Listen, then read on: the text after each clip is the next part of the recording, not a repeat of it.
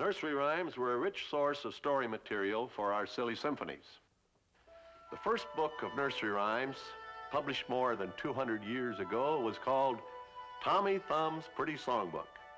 It contained 39 rhymes, and as you can see, it was quite small. It was probably the first known example of the pocket-sized books that are so popular today.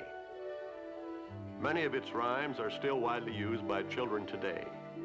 We all know this one. Who killed Cock Robin? I, said the sparrow, with my bow and arrow. I killed Cock Robin. This seemingly nonsensical rhyme was depicted in these old woodcuts carved many years ago. Who wrote Cock Robin is a greater mystery than who killed him. But the verses related to similar themes used by the Roman poet Catullus 2,000 years ago, and by John Shelton, the great English satirist, 1,500 years later. Actually, Cock Robin was believed to be a satirical comment on the political skullduggery that brought about the downfall of Sir Robert Walpole. Sir Robert was only 24 when he first distinguished himself in the House of Commons.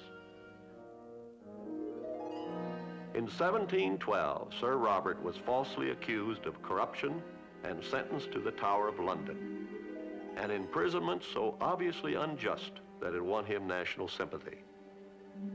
On his release a year later, Sir Robert returned to Parliament and was hailed with wild enthusiasm.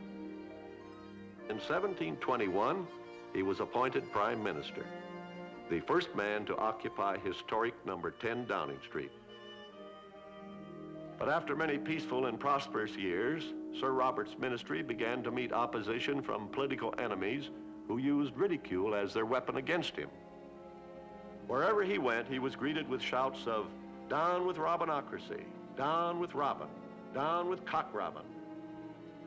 Finally, Sir Robert was forced to resign, a beaten and lonely man.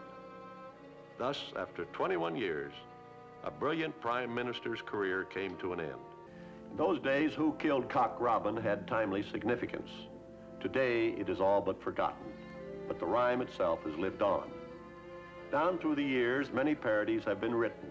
In the famous humor magazine Punch in 1843, there was Who Will Teach the Prince?, a satire on a controversy raging in the press about the education of the Prince of Wales.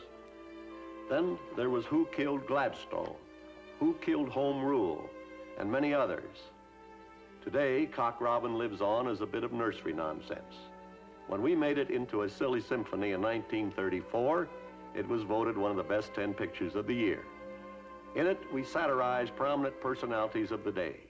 Perhaps you'll recognize some of them.